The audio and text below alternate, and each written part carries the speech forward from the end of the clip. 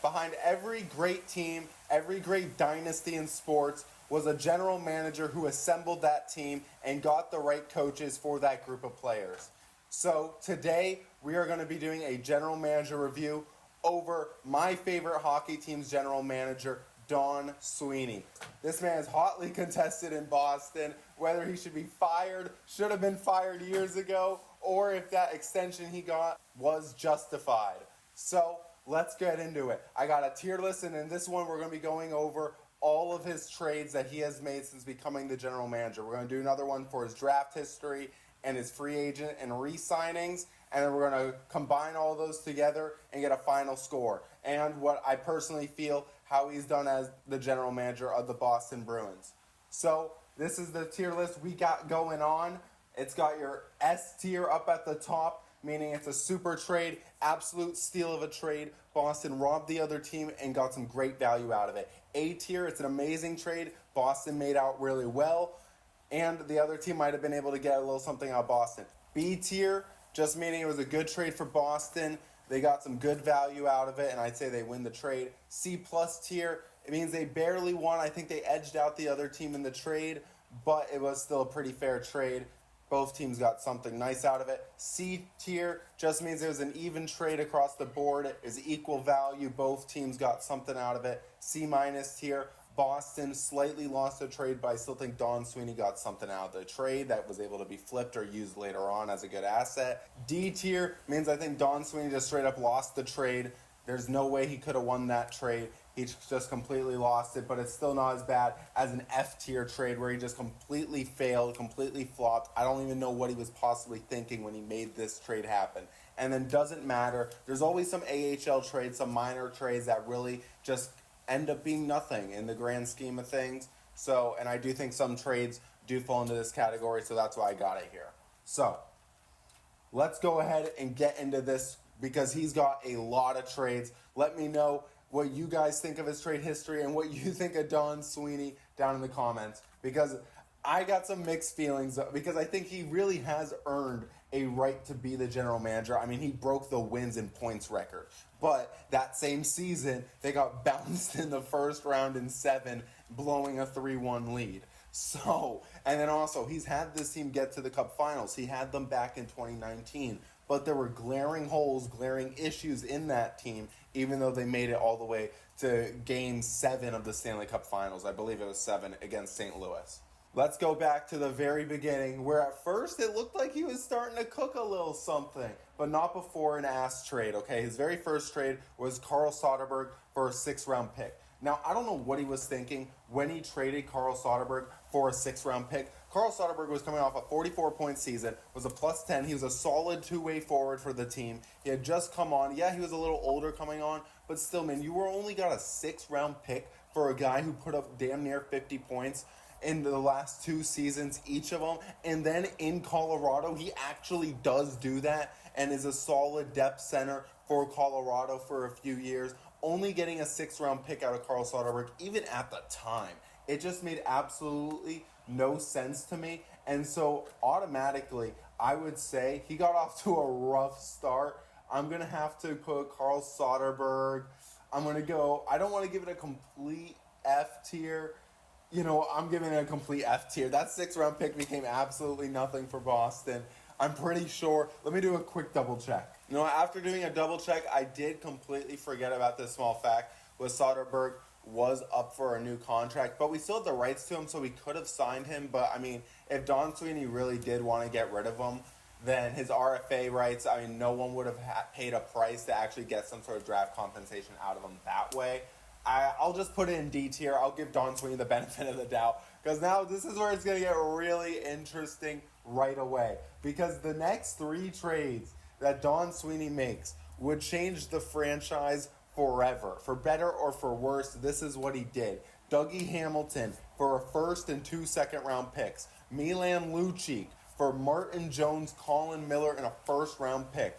And then Don Sweeney immediately, a couple days later, flipped Martin Jones for a 1st-round pick and Sean Corrali.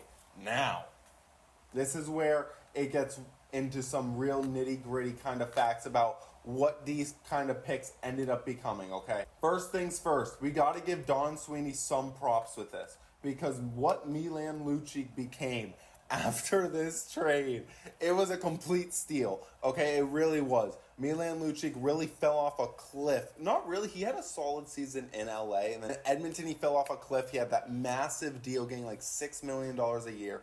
Clearly was not the same player. Any sort of little bit of speed he did have in Boston had already quickly evaporated, and he just was not the same player. And so with that being said, now, Dougie Hamilton went on to completely be a stud still, okay? Martin Jones went on to actually be a Stanley Cup losing goaltender. He was really solid.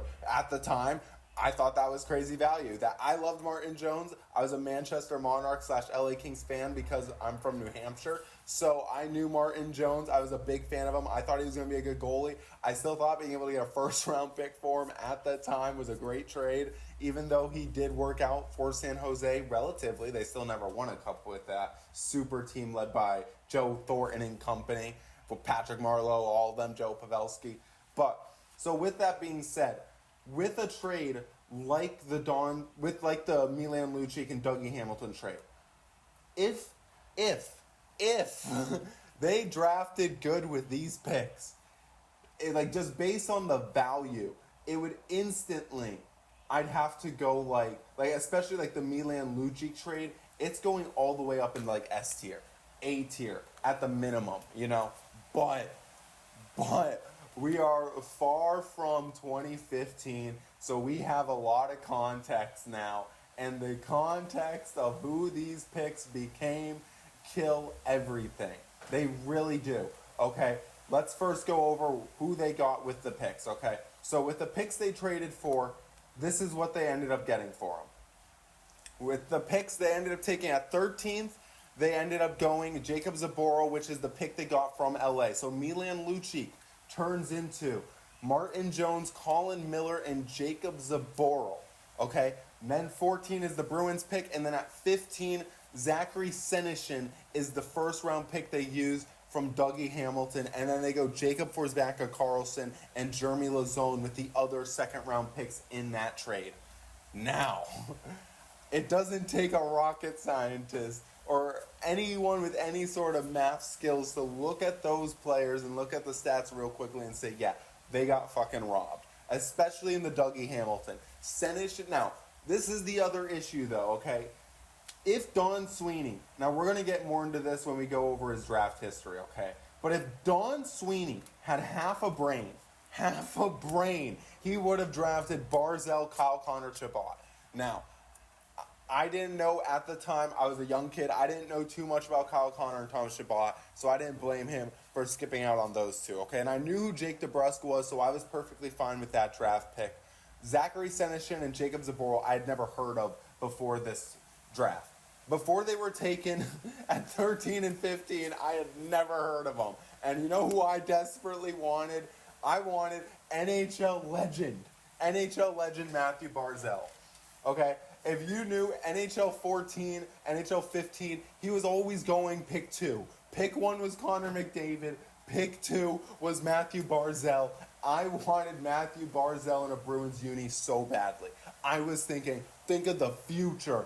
Bergeron, Krejci, Barzal. You're going to have the nasty... Then you could go Barzal at the wing. Bergeron, Barzal, and whoever. Because, of course, Pasta at the time, he hadn't completely broken out yet. So I was like, man, but maybe Pasta, Bergeron, Barzal. It would have been the great... Then you got Marchand, Krejci, and whoever on the second line. At the time, I think Sagan had already been... Yeah, Sagan was moved by the last GM, so it would have been Louis Eriksson on the second line. That would have been a nasty second line. But no, they go. Or Jake DeBrusk could have filled in on the second line. He was a perfectly fine second liner for a time. But no, they instead go Zachary Senyshyn, Jacob Forsbacka-Karlsson, Jeremy Lauzon. And then with the other pick from Milan Lucic, they go Jacob Zaboral. Now, Colin Miller was a fine 6th, 7th D. I said it. For the Bruins for a little bit of time, I liked Colin Miller. Martin Jones, we got great value out of. So, with that being said, the two trades that were at the 2015 draft or affecting the 2015 draft, so not counting the Martin Jones trade, let's quickly go over this. Milan Lucic, he was about to fall off a cliff. He got good value, but the other thing with Milan Lucic is Martin Jones, and we're going to get into that trade in a second because Martin Jones actually works out hugely for the Boston Bruins. And they used Martin Jones from this trade, so I have to take that into consideration. So I'm going to give it a B. I'm going to give it a B. Because of what we got with Martin Jones, it's going to be a B, which we'll go over in a second. It could have been an S. It could have been an A. It could be C plus if you really want to, but I'm going to give it a B. Next, Dougie Hamilton. It's honestly a straight F. There's no way around it. Because of what the Boston Bruins got out of the Dougie Hamilton trade. Actually, I'm going to give it a D because the concept of a first and 2 seconds for Dougie Hamilton wasn't... I'm going to give it an F. No, because Dougie Hamilton was like a top 2 D-man already. He could have been a franchise defenseman for the Boston Bruins. They got rid of him for peanuts. So now I'm going to make it an F tier. They didn't get it. Now, if they got Thomas Chabot, and it could have been an S. It could have been. I'm going to give it a D. Because of what it could have been, I am going to leave it as a D. But this trade was awful. This trade, it was bad. It was bad for the Boston Bruins, okay? So, next, the Martin Jones trade. The silver lining of the Milan Lucic trade. Made 4 days later. Martin Jones for Sean Corrali in a first-round pick. Sean Corrali, nasty third, fourth-line center, even to the point where the Bruins are bringing him back a decade later. That is why it is an S-tier trade. No, not really. The real reason why it's going to be such a great trade for the Boston Bruins is that 2016 first-round pick turns into Charlie McAvoy, okay? The franchise defenseman for the Boston Bruins has had years... I'd say he's been top 5 some years. I think he's been that good. Call me a homer. I don't give a fuck.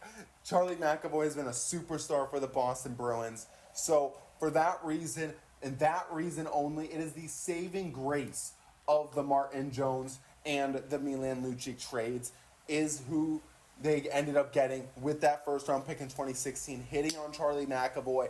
And I know it could have been amazing. Chabot and McAvoy, lefty-righty combo could have been generational. But still, at least they got McAvoy, and later on, we'll go over the point where they do still find a guy to pair up with Charlie McAvoy. So, the Charlie McAvoy trade, a.k.a. the Martin Jones trade, I am going to give this one an A. Now, Martin Jones, he does end up bringing the... I'm going to give it a B. I'm going to give it an A. Because Martin Jones, even though he led the Sharks to that Cup final that one year, it wasn't like he was a franchise-defining goalie. It's not like he was there for a decade plus. He wasn't a Tuukka Rask. He wasn't a Sergei Bobrovsky, even a Braden Holtby. He wasn't any of those guys. But he was really good within his own right. But it's still an A trade. Being able to hit on Charlie McAvoy and get a depth forward that played with you for at least half a decade. Minimum. He might have had a couple more years. I'm not sure exactly how many years Corrali spent in Boston, but it's been a lot of years he's spent his time in Boston. So I'd say that's the first A trade. So in that first leg of trades, when he first hit Boston pre-draft, it was a decent start, honestly. It probably balances out the way it looks, probably around a C. He did all right with those 2015 trades all in all. But, of course, it's going to look a bit differently when we go over the draft history. But that's just the trade history. So, let's go ahead and now get into the second page. Those are all the trades on the third page. So, now let's scroll down here to the next trade, which is Riley Smith and Mark Savard for Jimmy Hayes, okay? Now, rest in peace, Jimmy Hayes, okay? He took his own life. It's a really sad story. This means no disrespect to him. I'm just talking in a purely hockey standpoint, okay? But Jimmy Hayes did come to Boston, and he had his struggles. He had his best season in Florida, which was with that 35 points, never got better than that in Boston. And when the Bruins made this trade, I didn't like the trade. I really liked Riley Smith. I thought he was a nice little nifty top 9 sniper. Of course, he would end up being a pretty crucial part of a cup team later on down the line. Didn't see that coming.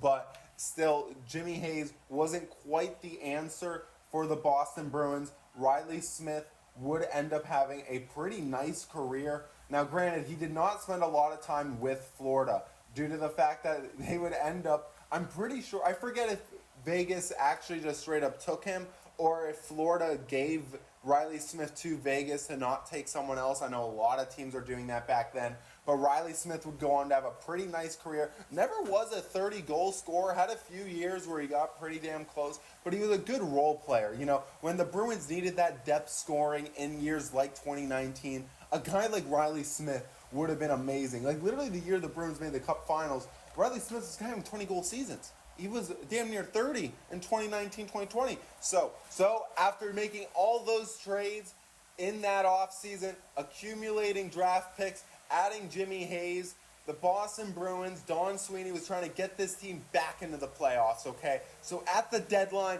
after trading for draft picks and doing a quick retool, he says it's time to ship those draft picks out and trades a second and a fourth for Lee Stepniak and then a third and a fifth in Anthony Kamara for John Michael Lyles.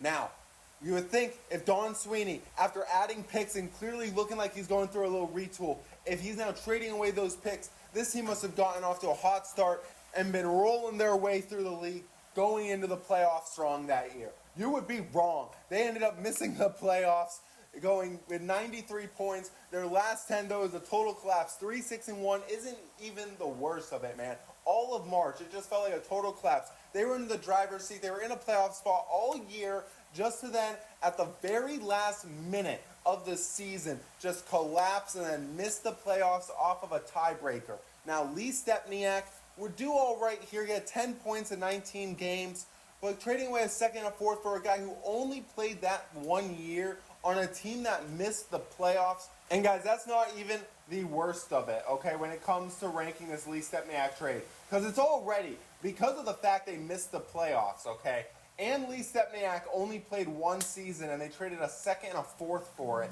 it's already like a C- at best, okay? But then it gets worse. That second round pick that they traded to New Jersey in this trade, okay, ended up being Jesper Bachfest, a really nice third, fourth line center for him, or just winger in general. He didn't always play center in New Jersey. But so I think he ended up being a really solid player that played multiple years there. So because the second round pick ended up actually turning into something pretty nice for the Devils, getting a depth forward like Jesper Bachfest for Lee Stepniak, again, I have to give it a D. They missed the playoffs. He then ended up becoming a pretty solid player in return for the Devils. It's nothing but a D. You can maybe give it a C-. I feel like I was a little gracious on like the Carl Soderberg one, so this one I'm not being as gracious. Next, John Michael Lyles. Well, he at least played another season for the Boston Bruins. He was just a depth defenseman, though. He played a lot of playoff games, though, that season, but he clearly wasn't the same John Michael Lyles that he had been earlier in his career. He was at the very end of his career. He was a nice little depth defenseman, though. I did like his time in Boston, and the picks that they gave up for him didn't really become too much for the Carolina Hurricanes, but it was still some decent value at the time, giving up a third-round pick for that. So because of that, I'm going to give the John Michael Lyles trade a straight-up C, because he was part of a playoff team the very next season. He did stick around for that next season, so that's what I'm going to be doing for that one. The very next trade on the docket now is going to be Drew Stafford from the Winnipeg Jets for a conditional sixth-round pick. Now, this pick would end up being absolutely nothing in hindsight. Drew Stafford was nothing more than just like a sub-in guy for the Boston Bruins. This trade didn't really have much impact, but the fact that they did technically get some NHL-level talent out of this trade for just a sixth-round pick, I'm going to give it a C.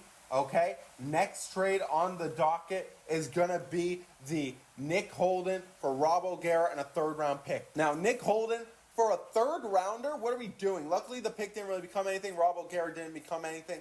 But just on the sheer conception, on the sheer concept of trading a third-round pick for Nick Holden, I got to give it a C-. Luckily, it didn't really matter. It didn't mean anything. But just on the sheer concept of how much value they gave up for a guy like Nick Holden, C-, off rip instantly like that. Next, we got the Frank Vetrano for a third-round pick trade. Now, Frank Vetrano would end up being a very solid player. 30-goal scorer.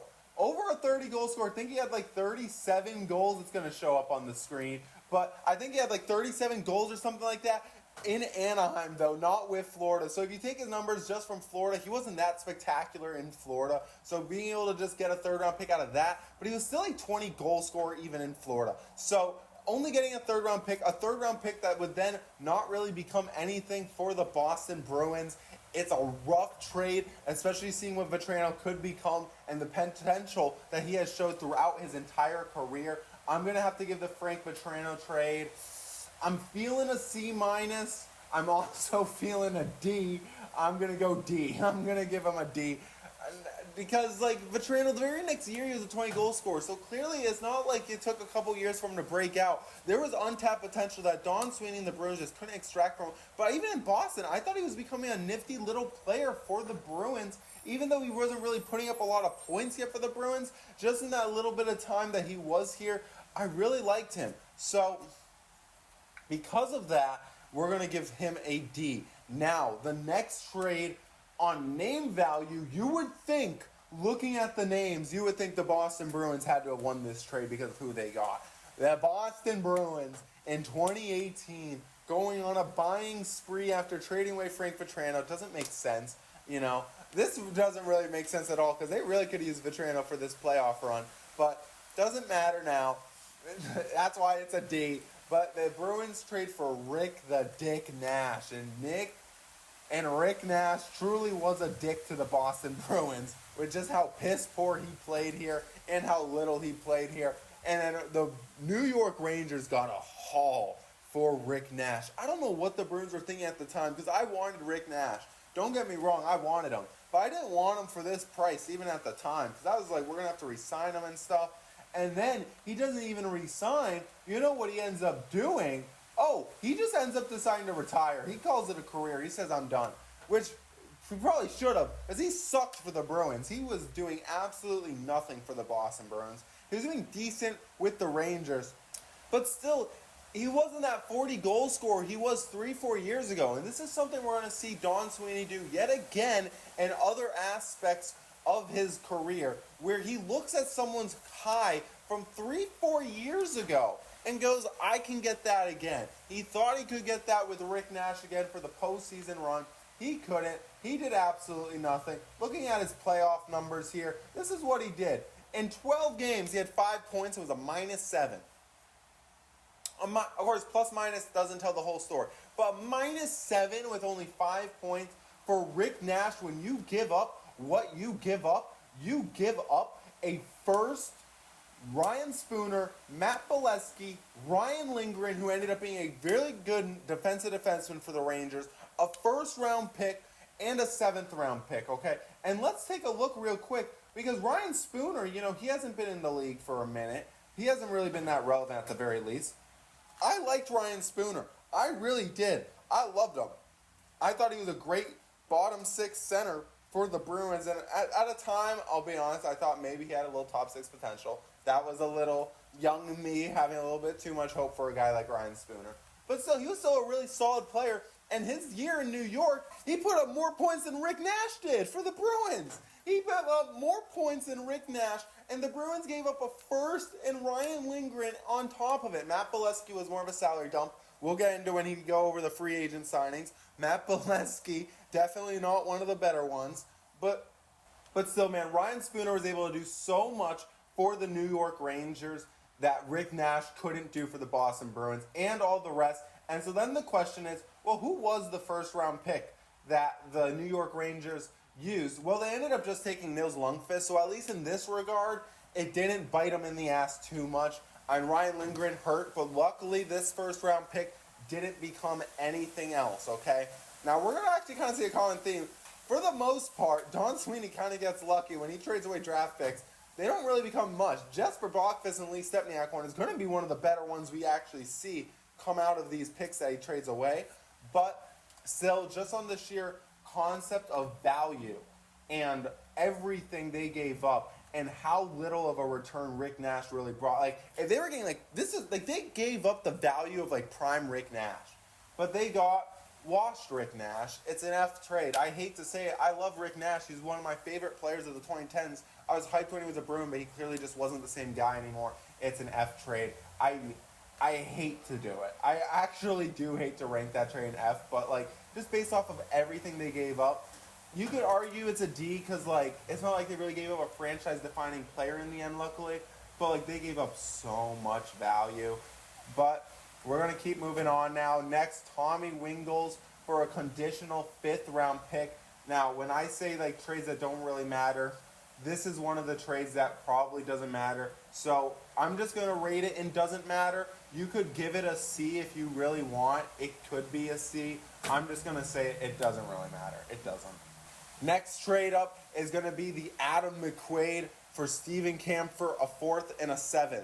On the surface of it, you could argue doesn't really matter. But I'm going to argue against that and say McQuaid was a bit of an overpaid pylon, so being able to get Steven Kampfer, who he's not really anything, but being able to get a 4th and 7th, I feel like for what McQuaid was and how old he was at the time too, they actually extracted some sort of value. I give Don Sweeney props for that. So call me whatever, call me kissing his ass or whatever. I'm gonna give it a C plus. I'm gonna give him a C plus for being able to get rid of Adam McQuaid for a 4th, 7th, and Steven Kampfer on the contract he was on. If he was still on the contract I'm remembering him on. Okay. So now in the 2018-2019 season, after trading away Adam McQuaid for Kampfer, a 4th and a 7th, they have a little bit more money, but before they get to some real buying, they just do a little nothing trade. Paul Carey for Cody Golem Beth. I have no idea who that is. This trade, it is another absolute just kind of nothing trade. Has no effect in the greater NHL scheme of things. Gonna have to come over here and just give it a quick little doesn't matter. There we go. Does not matter, Paul Carey. Next, the big first trade of the buying season when the Bruins would go on their Stanley Cup run. They traded for Charlie Coyle. The Bruins, the Massachusetts man, the Bruins fan himself, Charlie Coyle, for Ryan Donato and a 5th-round pick.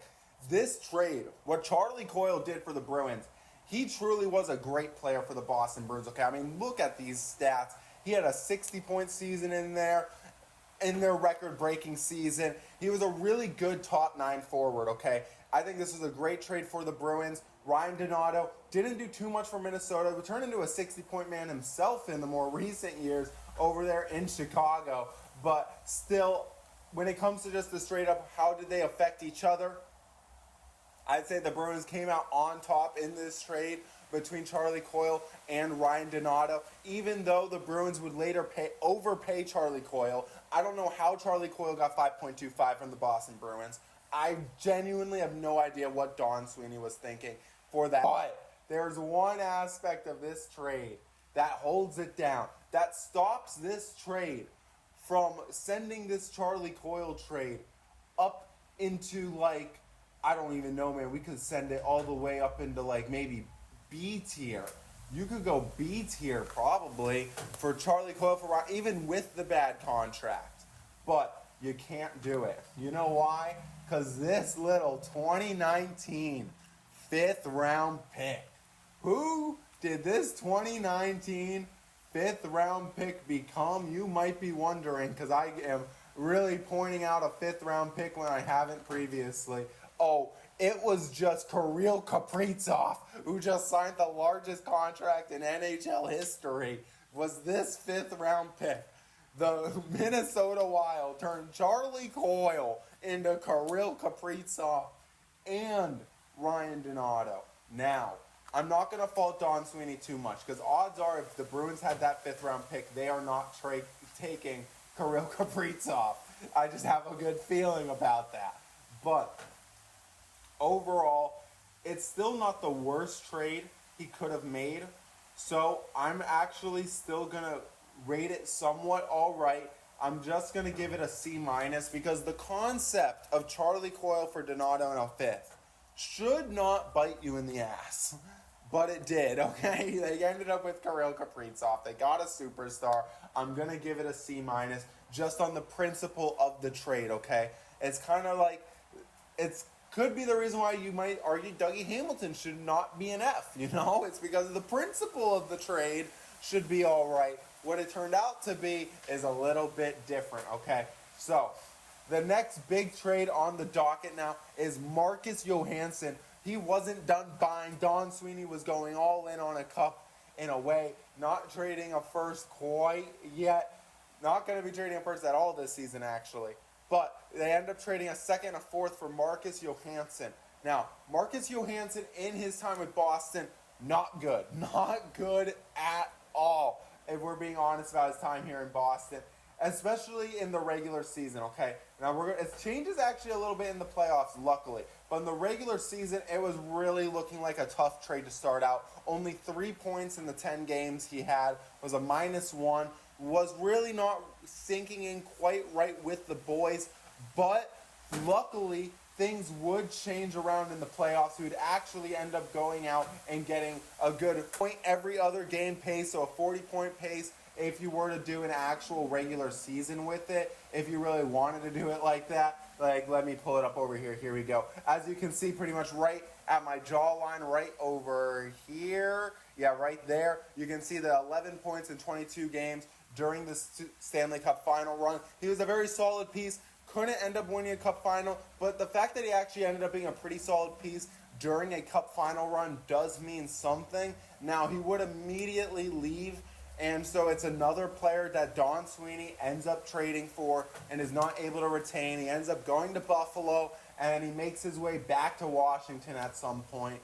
But because of the fact that he was part of a Stanley Cup final run, that does matter. That does mean something in the grand scheme of things, I would think. I'm going to give the Marcus Johansson trade, I'll give it a C+, okay? Because he didn't end up retaining him, but he was part of a cup final run, but they didn't win the cup finals, and he wasn't, like, spectacular during them. So I'm going to give it a C+. Now, that would be it for the Stanley Cup final run, and that would be the last time the Bruins have made the Stanley Cup finals. But it wouldn't be the last time Don Sweeney tries to make the cup finals. And he would also soon meet a new best friend, the Anaheim Ducks. I feel like the Ducks have become a frequent trading partner for the Boston Bruins. And it all starts right here when the Bruins unload David Backes for Andre Casse. It ends up taking Axel Anderson in a first-round pick to get rid of David Backes. And honestly, I applaud Don Sweeney. He got rid of David Backes. Now, this is going to be a weird conundrum when we talk about the final talks, because the signing of David Backes is an F, okay? That's an instant F, spoiler alert. But the trading away of David Backes, getting Andre Casse, and who the first actually ends up being, getting lucky enough that this first round pick doesn't turn into a damn thing for the Anaheim Ducks is an absolute miracle. That it ends up just being Jacob Perreault and Axel Anderson, who was another, I think he was a second-round pick for the Boston Bruins. He had some potential. He ends up being absolutely nothing. Casse, he was really nothing for the Boston Bruins also, but the fact that they got rid of him, they got rid of David Backes, that alone makes it like a C+ trade. I think they win the trade. They gave up all of that. They didn't end up losing like a key piece in the trade because the first turns into nothing, and Axel Anderson is nothing, and they get Casse, who plays some game for the Bruins, does better than Backes would have. One thing I don't understand, let me know if you're a real big Bruins fans and you understand this. How did David Backes ever have an A on his chest? Some of you might remember he wore an A for a little bit of time. I don't get how he ever was given the A because of his bum ass being washed in Boston. It was unreal, okay? Next, Nick Ritchie for Danton Heinen. On the surface, when the Bruins first made this trade, I loved it. Why? Because I love Nick Ritchie. He was an NHL 14 legend. If you know, you know. He was always a great power forward to get an NHL 14. In real life, not as great, but I thought he was going to do a bit better than he would end up doing in Boston. Sadly, though, he did not. He wasn't that special in Boston. And Danton Heinen, luckily, though, didn't really pop off for Anaheim. You know, you might think of Danton Heinen as a pretty good bottom six forward recently, but no, he was actually not that good in Anaheim. Both teams kind of ended up kind of losing out in the trade. Both players played worse, I feel like, on the teams when they got swapped. It's a weird trade. It's just going to be ending up, I think, as just a C-tier trade. I think Danton Heinen ends up coming back to Boston, does pretty solid in Pittsburgh, just not in Anaheim. It was a weird time. I don't know. So the Nick Ritchie trade, I'm just going to make that one a C, okay? The very next trade is Mike Riley for a third-round pick to the Ottawa Senators. Now, Mike Riley was a pretty solid defenseman when he got brought into Boston, his very first initial signing, when we traded for him for that third-round pick. He was actually a really solid player. There was a point in time when I thought, damn, we really might have just stole a guy from Ottawa, and he's actually going to be a really solid player. And then, I don't know what happened. They signed him to that 3x3. I mean, I didn't like the 3x3 originally. I was like, why are we giving Mike Riley? Yeah, he's played pretty solid, but why are we giving Mike Riley a 3x3? And then he doesn't even really play well on that 3x3. I'm pretty sure it's a 3x3. 3 years, $3 million, if you don't know what I mean by 3x3. So, just in the end, for a third-round pick for what he provided when he first got here, it was definitely solid. Then what he ended up being after that, after he signs that contract extension, it really hurts. It's hard for me now to think, this is where it's I need to separate the signing from the trade. But it's kind of like they kind of work together, though, in a way. So because of what the signing was after the trade, if it was just the trade and they signed him to a better deal, it could be a B. It genuinely could have been a B. But because of this contract they gave him afterwards, I'm going to give it a C-. But it's still, on the surface of it, it was not a bad trade. It's just the contract afterwards, it brings it down. You could argue maybe leave it as C then, but it was so much money. I just can't do it. He was an AHLer getting $3 million a year. I can't. Okay? But this next trade, Don Sweeney kind of went on a little bit of a heater here, okay? In 2021, same day as the Mike Riley trade, Don Sweeney goes out and gets Taylor Hall and Curtis Lazar for Anders Bjork and a second-round pick. When the Bruins made this trade, I genuinely was like, this is the greatest trade Don Sweeney has ever made. This is instantly the best trade this man has ever made. Taylor Hall, absolute stud, a Hart winner. He is a true superstar. I couldn't wait to have him in Boston. I couldn't believe that we were having this Hart winner in Boston. I knew that he was struggling in Buffalo, and I didn't care. I was saying it's Taylor Hall, and it's Buffalo, okay? This isn't the 2026 Sabres. This is the 2020 Sabres, where everyone that goes there plays worse. It was a weird time, man. It felt like every time a player left Buffalo, they went back to being a star, and Taylor Hall was no different, man. Taylor Hall, instantly a 60-point man. But I really thought that second year, he was going to be a point-per-game, 70, 80-point guy, especially with how hot he was when he first got traded to Boston. I think this trade date is wrong because there's no way he was traded April 11th.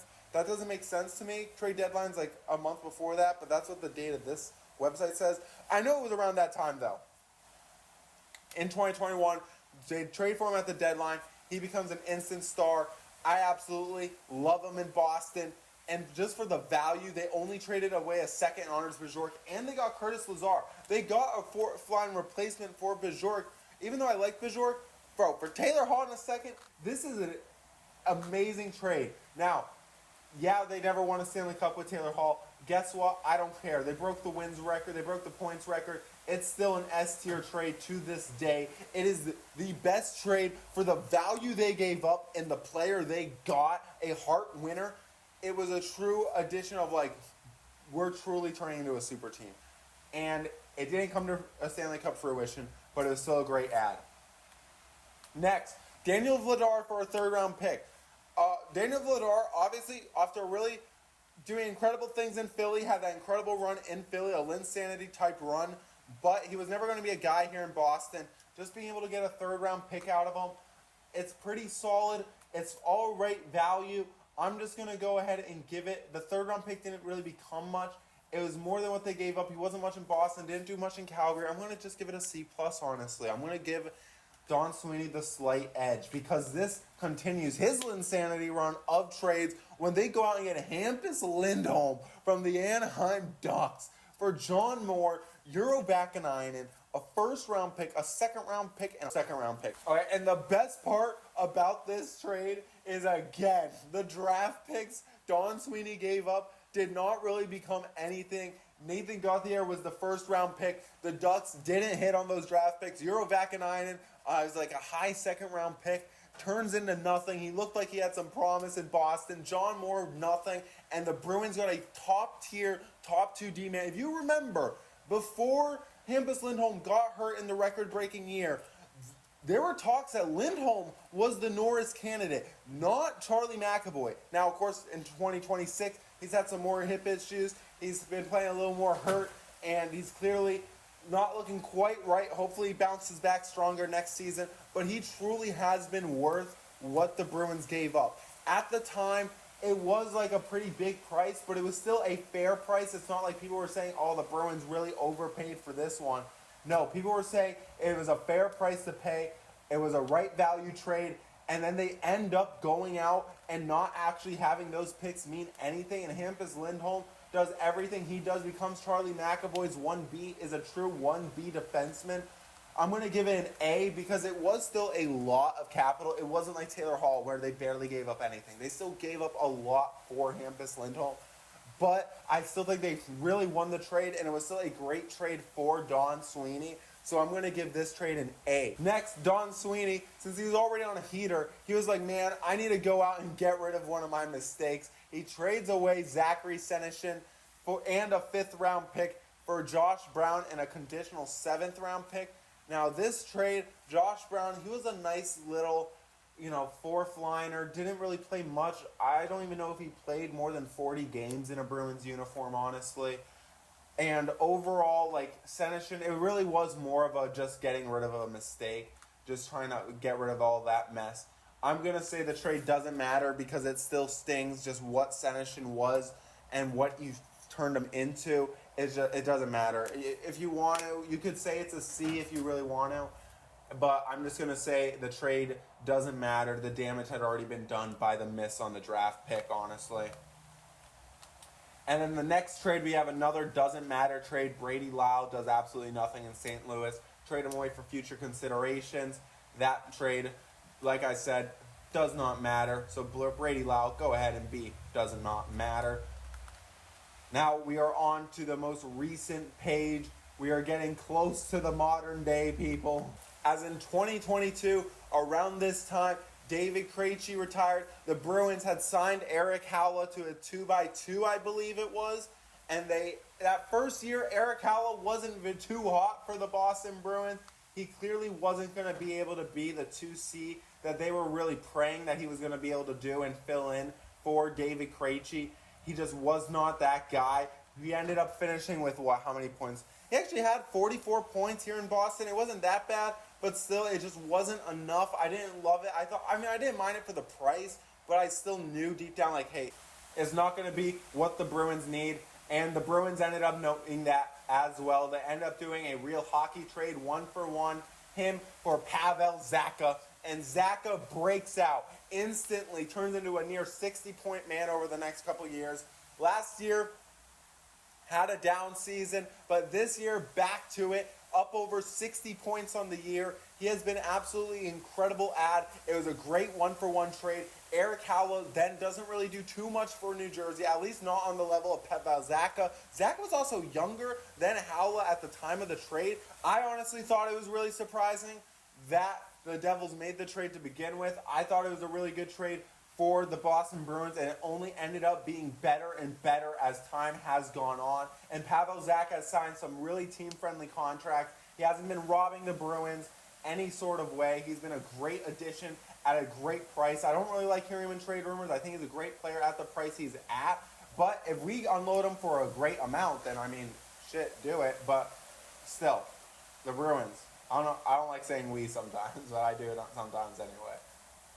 So yeah, I'm honestly going to give this trade an A, okay? Some of you guys might be saying, no, it should be a B. I'm giving it an A. I think it was that good of a trade. I think Zach has outperformed Howla just that much. So I'm going to have to do that. Eric Howla, what has he done again over there for the New Jersey Devils? Like, they had him for a couple years. He got over 40 points the first year, then 35-21, got worse every year, and then ended up moving on to Nashville. And he's 34 years old. He's a lot older than Pavel Zacha. Well, let me bring that back over here. I didn't even realize I didn't have the stats on the screen. So, Pavel Zacha definitely outperforming Eric Howla in every sort of way. Taking a look at those stats, again, here's the Pavel Zacha stats. He's a lot younger. Like, I don't know what the Devils were thinking when they made this trade. Honestly, because of the age and the talent differential, like, they were similar in talent with a massive age gap. I don't get it. But I'm going to give that one an A-level trade. Pavel Zacha has been a great addition for the Boston Bruins. Next, we have a little bit of a nothing burger. Jack Studnicka, a former first-round pick for Michael DiPietro and Jonathan Myrenberg. Myrenberg is just a really big defenseman. He's like 6'5 or 6'6. Really big guy. Don Sweeney looking for his Char 2.0, which we'll talk about when we go over his free agent signings with Zadorov. But they go out, get Myrenberg, get Michael DiPietro, a nice AHL fringe, NHL goalie. I think he could have some NHL backup potential. Jack Studnicka, not really much for the Vancouver Canucks.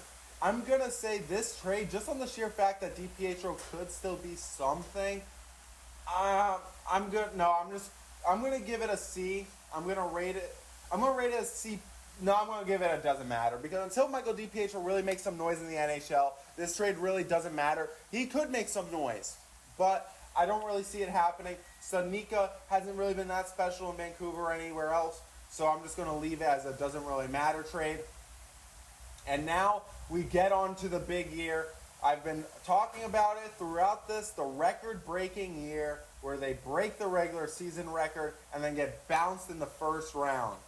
They made a lot of trades, a lot of teams. Now, I was honestly shocked by this deadline for a few reasons, okay? I was shocked at how many teams went on buying sprees. Like Toronto went on a buying spree. I think Ottawa went on a buying spree. A lot of teams went on buying sprees when the Bruins were by far and away the top team in the conference. And one of the few teams that didn't go on a buying spree were the Florida Panthers, who ended up winning the Cup that year. So, clearly the buying sprees weren't working. But I just thought it was weird because it felt like teams were buying to match the Bruins. And the Bruins were just like, okay, we're just going to buy and get back ahead of you. And it worked! In the regular season, they were unbeatable in the regular season. And then the goaltending fell apart and just bad memories. So, because of that, they gave up so much value. Garnet Hathaway, they at least unloaded Craig Smith's contract in this deal, and then they traded a first, second, and a third for Garnet Hathaway, Dmitry Orlov. They traded away a first and a fourth for Tyler Bertuzzi, I wish the Bruins re-signed him. I thought he was made to be a Bruin. I thought he was made to be the Brad Marchand replacement. I thought it was perfect, and then they didn't end up keeping him. So, that was sad. Then he ended up going to Toronto, which really hurt, and now he's in Chicago. So, that's kind of crazy how many former Bruins are actually in Chicago, which we'll see in a second as well. But because of all the value that they gave up in these trades. Now, the picks, of course, we don't really know what these picks are really going to turn out to be. It's not like the earlier picks where we really know Jacob Perreault's not really going to be anything. You know, like these picks, truly, we have no idea what's going to happen with these first-round picks. So, but because of the fact they gave up so much value just to get a first-round exit out of this, like, I'm going to have to give it a D just based on the value. You could argue, now, this stuff could end up being a C-, C if all the draft picks they gave away don't end up being anything. I'm going to give the Orlov trade a C- just because they got rid of the Craig Smith contract. The Tyler Bertuzzi is a D. I'm going to, but they were great here as Bruins, especially Bertuzzi. He performed well in the playoffs. It was a bad moment. It was a bad moment. They ended up getting bounced in the first round. It's a tough look. And it's just the way it is, man. It's just the way it is. That one hurts the most, okay?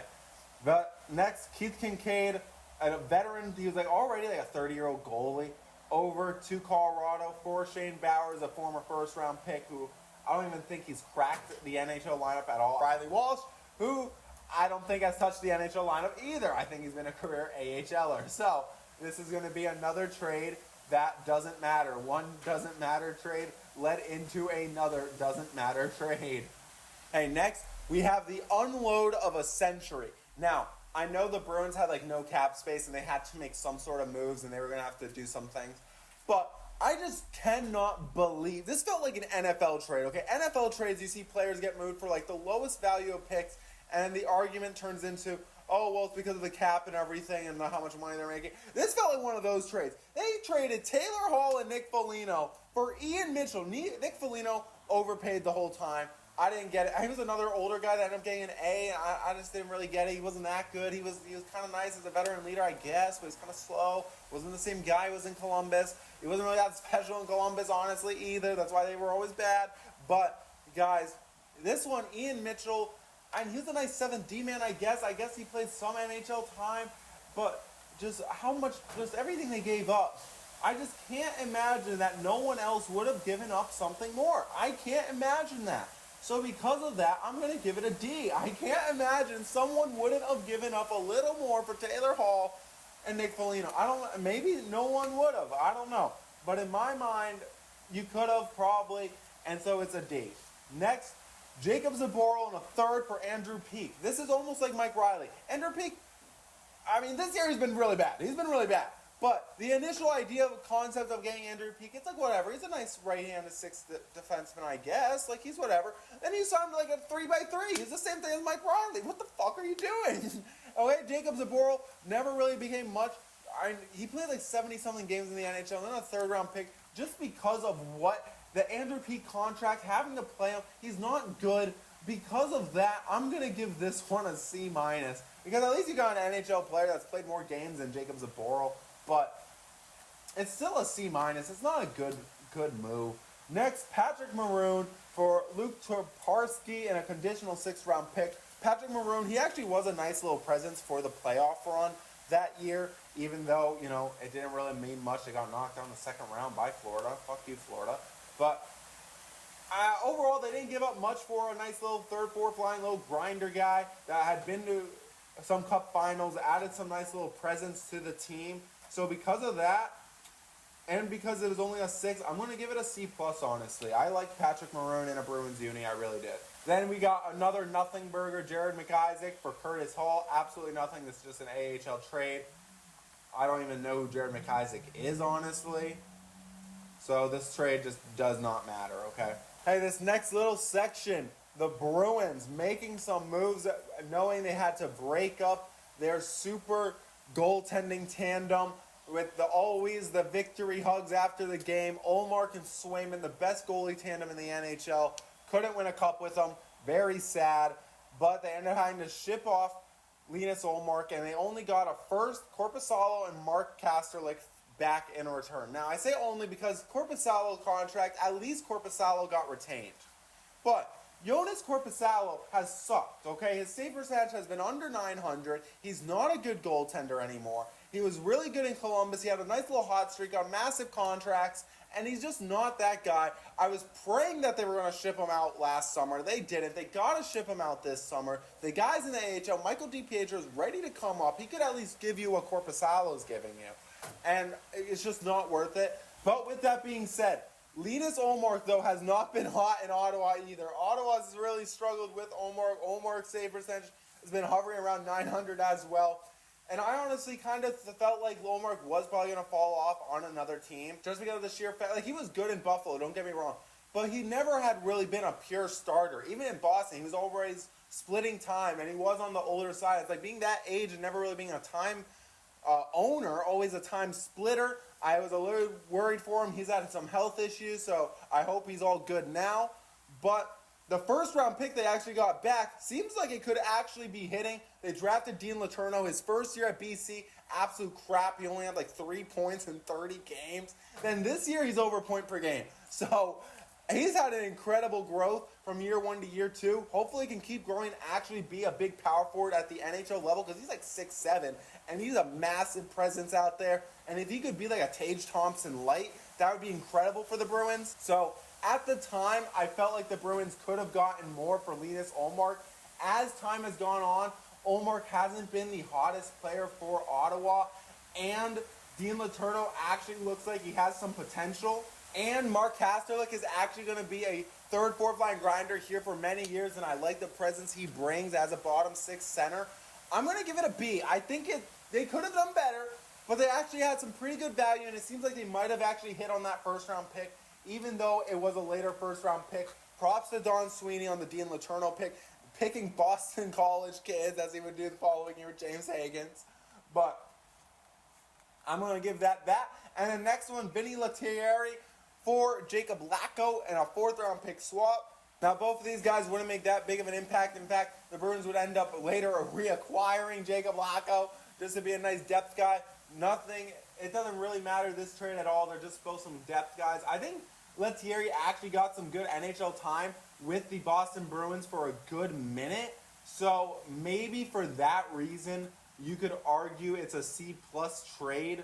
I'm just going to go ahead and give it, I think it's a C trade, but I'm going to give it a C+ because they ended up going out and getting Lacko again. Lettieri, he was here for a good little bit before. I think now he's in Florida now. He was a nice little depth guy. I'm just going to leave it in C. It was a nothing burger. It was pretty much just a simple swap. It was a C trade. But now we get to the real part where I feel like Don Sweeney kind of really showed his prowess as a general manager when it comes to trading. First trade he does when selling at the deadline. He trades Trent Frederick and Max Jones for Max Wagner, a second and a fourth.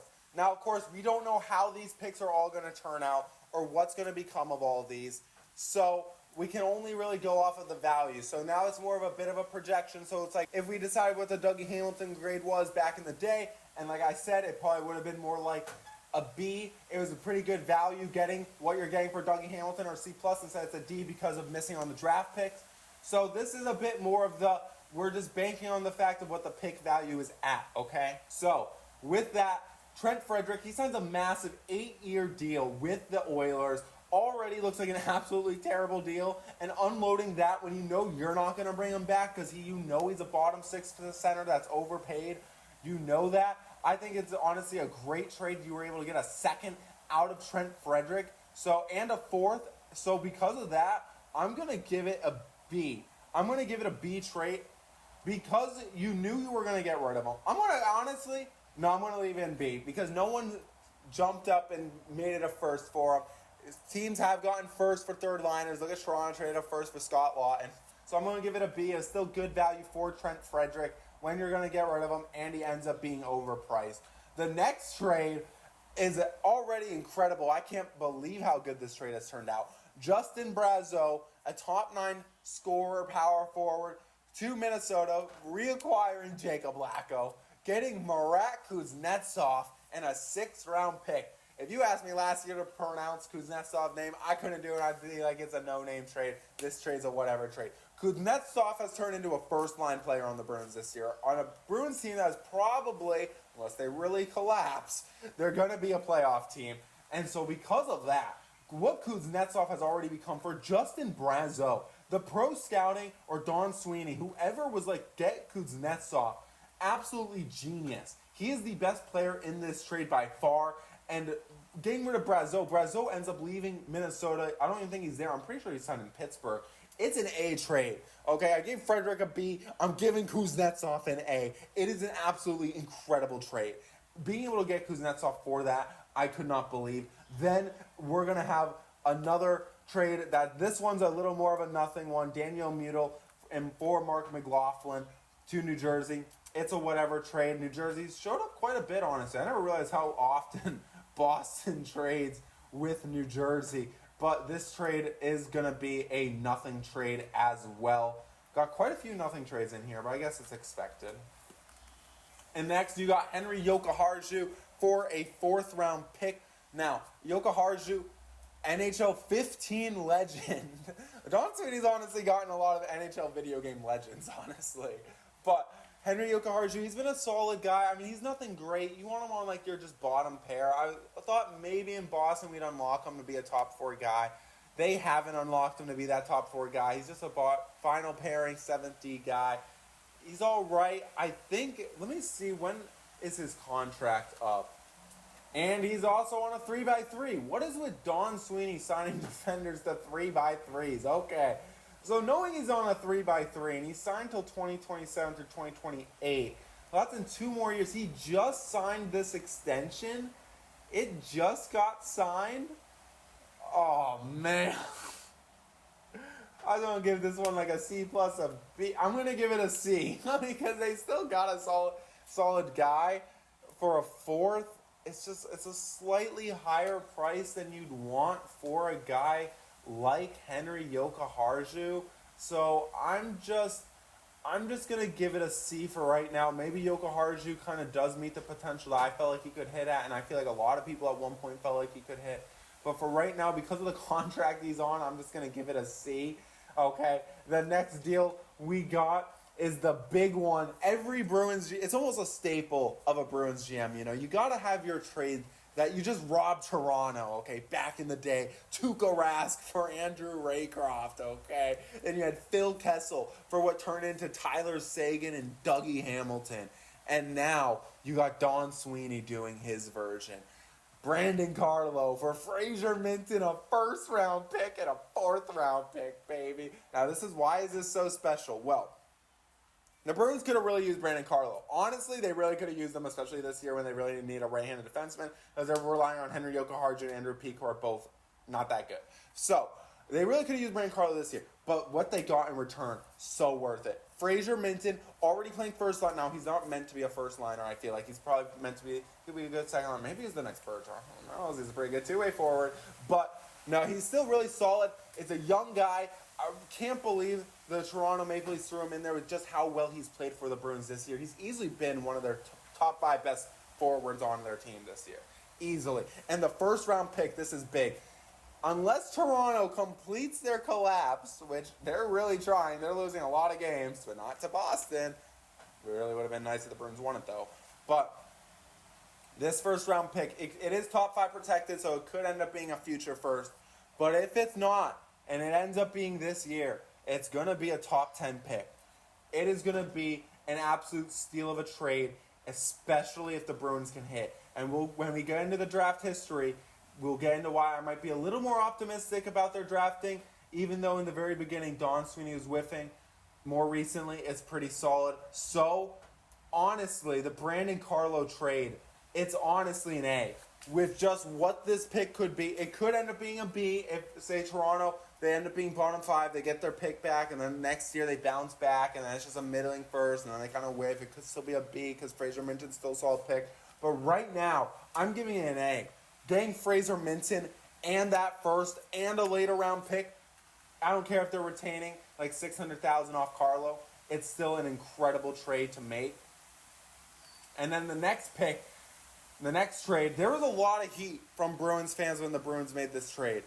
Brad Marchand for a conditional 2nd. It is now a 1st-round pick. We know it's going to be a 1st-round pick because Florida made it past the 2nd round.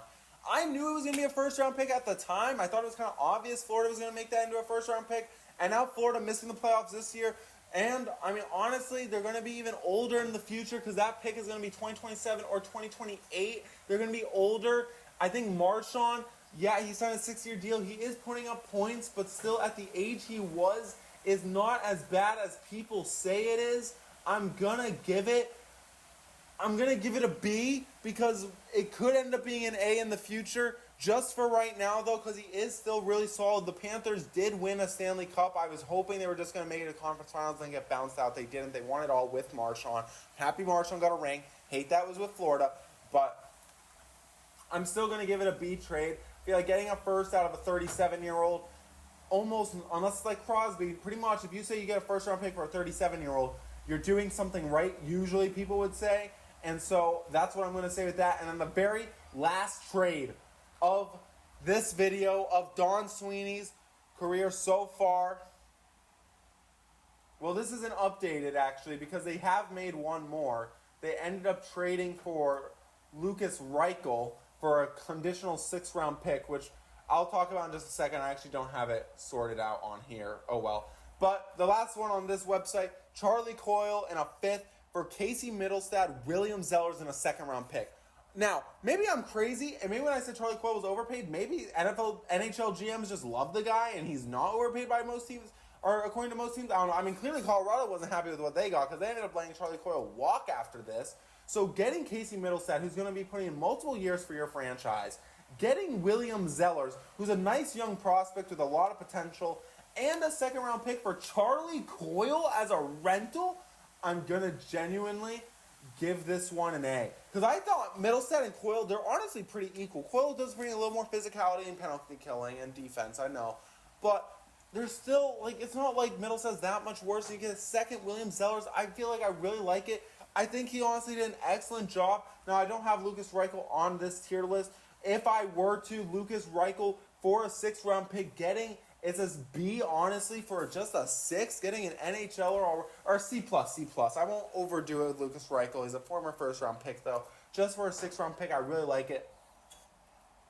So overall, I mean, this looks, honestly, like, he's honestly been a very average trader when you break it down like this. But I feel like when you go into, like, Dougie Hamilton, value-wise, it was good. It's brought down by the drafting, okay? Carl Soderberg, that was a complete miss. Jimmy Hayes, that was a miss. Lee Stepniak, that was also pretty rough. The early years are rougher than the newer years, okay? Then the only newer year trades, the only 2020s trade that pops up in this really bad tier list are the ones where it's like he went all in and it's just like the collapse of the 2023-2024 season really does it in with the Orlov and Bertuzzi. But still, guys, overall, I gotta say, more recently, he definitely has earned his job more recently in trading than he did previously. I feel like he's done a better job at having to sell the assets than he was at always buying the assets. I feel like he's gotten better, though, in his more recent years when he was doing some buying. This past season, I was so grateful he didn't do a trade. There was rumors he was going to trade one of the 1st-round picks. I was like, no, keep the 1st. Let's pick again. Maybe you won't double miss because you have some better draft history in more recent years, as we will go over in the next video because this one is long enough. This is the Don Sweeney trade tier list. Let me know what you think, where you would rank these trades, how you would rank Don Sweeney's tenure, and how you would rank his trades that he has made during this tenure. I say overall, just doing a quick glance at it and where I would rank Don Sweeney's overall score, I'd give it a B. Because he did make the trades with Marcus Johansson. He was part of the playoff run. He got this team to a cup final. I do care somewhat about the breaking of the regular season, but the way it ended was still wicked tough. But, guys, overall, I'd give it a C+ to a B for his actual overall tenure. Let's use Rick the Dick. C plus B for Don Sweeney overall is where I'm giving him. Let me know where you guys rank him. But this is how I have the rest of his tenure here in Boston. Every ranking you see here. Let me know if you think that I'm wrong and that me saying all that equates to a B is wrong. Let me know if you think my own scaling is kind of wrong with it. I don't know. Guys, let me know. This is a massive video. I want to do his drafting and his re-signing / free agencies too. This was a massive one, though, just to get those trades out. So thank you for watching. Have a good one. God bless.